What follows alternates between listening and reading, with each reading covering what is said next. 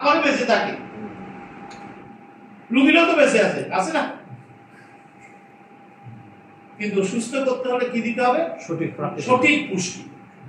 এবং একটা scientific approach আছে, কোষ কি পুষ্টি খায়, কতটুকু দরকার, এগুলো যদি একজন মানুষকে দিয়ে দেওয়া যায়, এটা একদম নিখুঁত একটা অ্যাপ্রোচ আছে। যত কঠিন ডিজিজ সে আবার বলে দেয়। কিন্তু প্রবলেম তো ওখানে, সে তো প্রাকৃতিক খাবার খাচ্ছে, আমার খাচ্ছে কতগুলো কি ড্রাগস, সমস্ত বডি এলোমেলো হয়ে গেছে। তাহলে আসুন বলবেন রক্তে গ্লুকোজ বেড়ে যায়, ইম্পর্টেন্ট আলোচনা। একজন 65 থেকে 70 কেজি ওজনের মানুষের 24 ঘন্টা 180 ক্যালোরি খরচ দরকার, যা প্রায় 300 গ্রাম শর্করা, ভাত, রুটি, শাকসবজি, ফল, একদম ইম্পর্টেন্ট কথা, জাতীয় খাবার সারা। এই যে রক্তে কেন গ্লুকোজ বেড়ে যায়, এটা তো আমাদের মূল আলোচনা নাকি? সকলের একটাই কথা, কেন বাড়ে আজকে জেনে রাখেন। একজন 65 থেকে 70 কেজি ওজনের মানুষের 24 ঘন্টা 180 গ্রাম গ্লুকোজ দরকার, যা প্রায় 300 গ্রাম শর্করা। শর্করার ডেফিনিশন কি? ভাত, রুটি, শাকসবজি, ফলমূল, সব শর্করা, কার্বোহাইড্রেট, সব উদ্ভিদ, এগুলি লাগবে, জাতীয় খাবার। আচ্ছা বলো তো দেখি, আপনার ওজন যদি 65 থেকে 70 কেজি হয়, তাহলে 24 ঘন্টা কত গ্লুকোজ দরকার? 180 গ্রাম, যেটা কত গ্রাম শর্করার সমান? 300 গ্রাম। লক্ষ্য করে, এটা হচ্ছে আমার বডির প্রয়োজনীয় গ্লুকোজের পরিমাণ এবং শর্করা খাবার। আমাদের সকালবেলায় আমরা 500 গ্রাম খাই। আমার কথাটা কি বুঝতে পেরেছেন? এরপরে বিকালে খাইতেছি, রাতে ঘুমানোর আগে আবার 2টা মুড়ি খাইতেছি। সব খাবার কিসে এসে যাচ্ছে? গ্লুকোজ হয়েছে। খেয়াল করেন, কিন্তু বলছে টোটাল গ্লুকোজের দরকার কত? 180, যেটা টোটাল 300 শর্করা। আমাদের সকালবেলায় 500 গ্রাম খাই ফেলাই। এখন উত্তরটা পাবেন ঘটনাটা কোন জায়গায়। তাহলে লক্ষ্য করেন, অর্থাৎ আমি প্রয়োজনের বেশি খাবার খেয়ে ফেলছি, যেটা বডির কাছে দরকার নেই। তাহলে এই অপ্রয়োজনীয় গ্লুকোজ সে কি করবে, সেই জায়গায় আমরা বলবো। তাহলে সারাদিনের খাবারে এটি অনেক বেশি থাকে। এছাড়া চর্বি ও প্রোটিন থেকেও গ্লুকোজ তৈরি আপনি বাঁচতে পারবেন না। আপনি খাবার বন্ধ করবেন, কোনো লাভ হবে না। আপনার বডি চর্বি ভেঙে ফেলবে, প্রোটিন ভেঙে ফেলবে। দেখবেন একটা পর্যায়ে যখন খাবার থেকে গ্লুকোজ আসে না, তখন বডির চর্বি এবং প্রোটিন ভাঙা। এই জন্য একটা পর্যায়ে ডায়াবেটিস একদম শরীর মন ভেঙে চিটো হয়ে যায়। শরীর ভেঙে কি হয়ে যায়? শরীর ভেঙে পড়ে না? এই ভাঙার কারণ কিন্তু এটা। এখন সে অন্য কোনো সোর্স থেকে গ্লুকোজ দিতে, কিন্তু যতক্ষণ আপনি বেঁচে আছেন তার তো গ্লুকোজ দরকার। তখন সে বডির ভিতরে ফ্যাট, প্রোটিন গুলিয়ে ভেঙে গ্লুকোজ তৈরি করে বডিতে ছেড়ে দেয়। আর বডিতে যখন গ্লুকোজ, চর্বি এবং ফ্যাট ভেঙে গ্লুকোজ হয়, এটা বডির জন্য ভয়াবহ পরিস্থিতি তৈরি করে এবং মানুষের মৃত্যু ঘটে। সবচেয়ে বেস্ট হচ্ছে বডির জন্য প্ল্যান্ট বেস গ্লুকোজ, যেটা একটা আছে প্ল্যান্ট বেস গ্লুকোজ। কিন্তু সৃষ্টিকর্তাটা কেন রাখবেন? যে অনেক সময় মানুষ নানা দুর্ঘটনা আটকা পড়ে।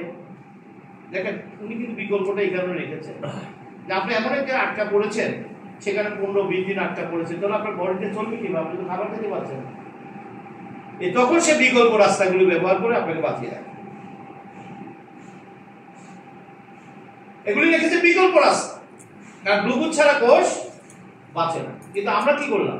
যেহেতু সে খেতে পারে না, সব খাবার বন্ধ করে, দেখবেন ডায়াবেটিস সব খাবার বন্ধ করে দেয়। খায় তো বলছি, আর ম্যাক্সিমাম দেখবেন খাবারের উপরে তাদের যত খাবার খেতে হবে তার পরিমাণ মতো। বেশিটা কি 300 গ্রাম, এখানে আপনাকে ফোকাসটা রাখতে হবে। আর সকালবেলায় আপনি 250-300 গ্রাম ভাত খেয়ে ফেলতেন, বাকিগুলো সারাদিন কি করবেন? তাহলে এই কৌশলটা জানতে হবে, তাহলে দেখবেন আপনার প্রবলেম সলভ করবেন। দেহে গ্লুকোজ অবস্থা কোথায়? মোট গ্লুকোজ 30 থেকে 35 অবস্থান কোথায়? প্রায় 200 গ্রাম সঞ্চিত থাকে যকৃত লিভার, প্রায় 400 গ্রাম থাকে পেশিতে মাসল, বাকি অতিরিক্ত গ্লুকোজ চর্বিতে পরিণত হয় পেট ও বেলি পুরোতে জমা হয়। এটিকে স্থূলতা বলে। বাকি অতিরিক্ত দেখেন সৃষ্টিকর্তা কত চমৎকার বডি মেকানিজম দিয়ে রেখেছে। আপনি যখন খাবার খাচ্ছেন, আপনার খাবারগুলো থেকে গ্লুকোজ তৈরি হয়ে কিন্তু এসে যাচ্ছে। এসে যাওয়ার পর এটা কোথায় আসে? প্রথম লিভারে। কোথায় যাবে? লিভার থেকে সেটা ব্লাড সার্কুলেশনে আসবে, হার্টে ব্লাড সার্কুলেশন। লিভারে আসার পর লিভার মূলত এই ডিস্ট্রিবিউশনটা লিভার করে। এই ডিস্ট্রিবিউশনটা কে করে? কোথায় কতটুকু গ্লুকোজ থাকবে এই ডিস্ট্রিবিউশনটা লিভার করে। এর জন্য লিভার ডিজিজে যারা আক্রান্ত তাদেরও কিন্তু নানা রকম জটিলতা তৈরি হয়, ডায়াবেটিসে তৈরি হয়। কি কথাটা কি বোঝা যাচ্ছে?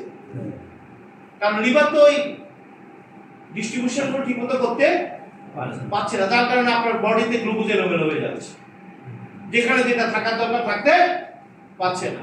তাহলে আসেন 200 গ্রাম কোথায় থাকবে? লিভার। আপনার বডি সব সময় 200 গ্রাম এটাকে গ্লাইকোজেন বলা হয়, গ্লুকোজকে গ্লাইকোজেনে কনভার্ট করে লিভারে রেখে দিবে। কেন রেখে দিবে? ওই যে বিপদের সময় ব্যবহার করার জন্য। এই যে আমরা রোজা রাখি না, রোজার সময় আপনি তো খান না, কিন্তু আপনার বডি কিন্তু খাচ্ছে। আমার কথা কি বুঝতে পারছেন? আপনি বন্ধ রেখেছেন কিন্তু আপনার কোষ কিন্তু খাচ্ছে। কিভাবে খাচ্ছে? তখন লিভার কি করে, আরেকটা মেটাবলিক সিস্টেমে ওই গ্লাইকোজেনকে গ্লুকোজে কনভার্ট করে বডিতে ছেড়ে দেয়। এই জন্য উপোস রাখা ভালো। এই যে রোজা কেন ভালো? এতে করে আপনার সঞ্চিত গ্লুকোজ গুলো ইউজ হয়ে যায়, জোরে একটা দেন, ইউজ হয়ে যায়। কারণ যখন সে বাইরে খাবার খাচ্ছে না, সে ভিতরে স্টোরগুলো কি করে, ব্যবহার করে, ফলে আপনার লিভার ঝকঝকে হয়ে যায়, সমস্ত বডি ঝকঝকে হয়ে যায়। এই জন্য স্টারভেশন করা ভালো। আমি কি বুঝতে পারছি? প্রত্যেকটা বিষয়ের পেছনে সায়েন্স রিলেটেড খেয়াল রাখতে হবে। আমি খাচ্ছি না কিন্তু আমার বডির তো গ্লুকোজ দরকার, তখন সে কি করবে? সে প্রথমে আপনার লিভার থেকে গ্লুকোজ গুলাকে সরিয়ে ফেলবে, সরে লিভারটাকে এমটি করে ফেলবে, মানে লিভার ঝকঝকে হয়ে যাবে। যে ফ্যাটি লিভার কেন হয়? একই কারণে হয়, কারণ তার সঞ্চিত ইয়েগুলো তো সে ব্যবহার করতে পারেনি, দেখে যাচ্ছে, ফলে আস্তে আস্তে জমে জমে ফ্যাটি লিভার হয়ে গেছে। আচ্ছা বলুন তো দেখি, সিম্পল না বিষয়টা? এটার সাথে ডাক্তারের কোনো যোগ আছে? একটু কথা বলুন, আছে কি? বলো, আপনি প্রকৃতির নিয়মগুলোকে আপনি ভঙ্গ করছেন, এই কারণে আপনি প্রবলেম হচ্ছে। তারপরে গেছেন ডাক্তারের কাছে, ডাক্তার সময় ডাক মাক দিয়ে আপনাকে শেষ করে দিচ্ছে। ঠিক আছে কথাটা? তাহলে আসুন আমরা 400 গ্রাম থাকবে পেশিতে, এই যে আপনাকে যে উল্টান দেহ, এই যে চমৎকার দেখাচ্ছে মাসেরে 400 গ্রাম এটা গ্লুকোজ এসে জমা হবে, আপনাকে সুটাম লাগবে, ভালো লাগবে। এই যে দেখবেন যাদের এই ডায়াবেটিস হয় তখন এই যে বডি ভাঙা শুরু করে, মানে কি সেখান থেকে মাসেল ভেঙে যাচ্ছে। তারপর আসেন অতিরিক্ত গ্লুকোজ। এখন দেখেন এখানেও জায়গা নেই, মাসেলও জায়গা নেই, কিন্তু আপনি খাচ্ছেন 500 গ্রাম গ্লুকোজ। একটা উদাহরণ, কত গ্রাম দরকার? কত গ্রাম? 180 গ্রাম। 180। 300 গ্রাম শর্করা আছে। আমার ধরেন 300 গ্রাম বেশি। তবে এখন আপনি 300 গ্রাম দিয়ে খেলেন, আপনার কিন্তু কোথায় লিভারে জায়গা আছে কি? আছে? পেশিতে জায়গা আছে? তাহলে এই গ্লুকোজ এখন যাবে কোথায়? এই গ্লুকোজ তখন চর্বিতে পরিণত হবে, পেট এবং হিপে জমা হবে। সৃষ্টিকর্তার রহস্য জানতেন, তাই তিনি আমাদের বেদিতে এবং হিপে কিছু কোষ রেখেছেন, এটা অ্যাডিপোস টিস্যু বলা হয়। এই কোষগুলোর কাজ হচ্ছে গ্লুকোজকে ফ্যাটে রূপান্তর করে সেখানে সঞ্চয় করবে। এই জন্য একটা পর্যায়ে পেট হিপ বাড়তে থাকে মানুষের গ্লুকোজ জমা জমে, কারণ ওখানেও জায়গা নাই, এখানেও জায়গা নাই, খাইছেন তো বেশি, খাওয়া দাওয়া বন্ধ, তাহলে গ্লুকোজ যাবে কোথায়? এই ফ্যাট হতে থাকে। এখন বুঝছেন তো ঘটনাটা? এই দেখেন, এই যে বেলি বাড়তে থাকে, উরুতে বাড়তে থাকে, এটাকে বলে স্থূল, এই যে অবেসিটি বলা হয়, এটি অবেসিটি, এটাই অবেসিটি। কারণ ওই যে অতিরিক্ত গ্লুকোজ পেটে এবং হিপে জমে গেছে। কি করবেন? আপনি তো সেটা জানেন না, আপনি তো খাইছেন। তাহলে আসেন, এখন এখানেও জায়গা নেই, এখানেও জায়গা নেই, এখানেও জায়গা নাই। এটা একটা স্থূলত্ব মানুষ, পেটেও জায়গা নাই, হিপেও জায়গা নাই, লিভারেও জায়গা নাই। আমি তো আজকে ভুড়ি মোজ খাইছি, এবার সেগুলো যাবে কোথায়? এই জায়গায় কোথাও জায়গায় নেই। বাকি অতিরিক্ত গ্লুকোজ জায়গা না পেয়ে রক্তস্রোতে ঘুরে পড়ায়, এটাকে ডায়াবেটিস বলে। জায়গা না পাওয়া, জায়গা নাই। খাইছেন তো, গ্লুকোজ যাবে কই? তখনই হঠাৎ করে রক্ত মাপলা। আমি কথাটা বুঝতে পেরেছি? কথাটা বুঝে গেছে? আপনি ভয় পেয়ে গেছেন। আসলে কিন্তু বিষয়টা সিম্পল ছিল।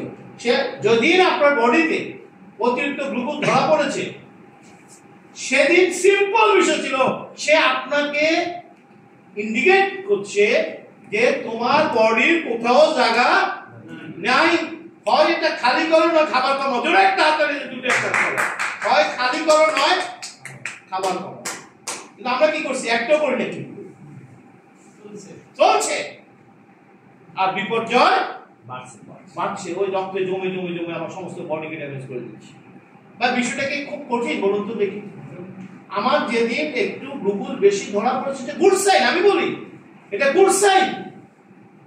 যেদিন প্রথম আপনার গ্লুকোজ ধরা পড়েছে, এটা গুড সাইন। সে আপনাকে মেসেজ দিয়েছে সতর্ক হওয়ার জন্য। সে বলছে হয় খাবার কমাও, নলে শরীর অ্যাক্টিভ করো। আমি জায়গা পাইতেছি না। বলুন তো, প্রত্যেকটা ডাক্তার 2000 টাকা ভিজিট নিয়ে যদি এই কথাগুলি বলে দিত, প্রবলেম সলভ হতো কিনা বলো? কিন্তু এটা জমায়া জমায়া জমায়া সমস্ত বডি অর্গান ড্যামেজ করে দিচ্ছে। এখন কি স্যার সম্ভব না?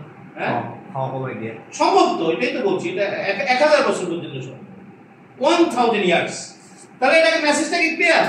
আচ্ছা, এতক্ষণ আলোচনা কি মনে হয়েছে এটা ডায়াবেটিস কোনো জটিল রোগ? অথচ দেখেন মানে কেমন একটা আতঙ্ক। কেউ যদি সকালবেলা একটু সুগার বেশি ধরা পড়ে, বিকালবেলা যদি জিজ্ঞেস করে তোমার নাম, আমি তো ডায়াবেটিস, আতঙ্ক করে সে নামও ভুলে যায়। এবার কথা ঠিক আছে কিনা? আসলে এটা আতঙ্কটা পরিকল্পিতভাবে তৈরি করা হয়েছে ব্যবসা করার জন্য। ওই যে আমি বলছি এত বড় ডায়াবেটিস হাসপাতাল, ওখানে কোনো ডায়াবেটিস রোগী নাই, জানা তো কোনো ডায়াবেটিস রোগী পাবে। ডায়াবেটিসের কারণে সে রোগী হয়েছে। তো আমি তো ডায়াবেটিসের হাসপাতাল কেন নাম দিলে না? কি কথা ঠিক আছে কিনা? যাও, আমরা পেয়ে গেছি আমাদের আলোচনাও আমরা শেষের দিকে। বলুন, একটু বলবেন ব্যবস্থা কাজ আছে কি? ইনসুলিনের সাহায্য ছাড়া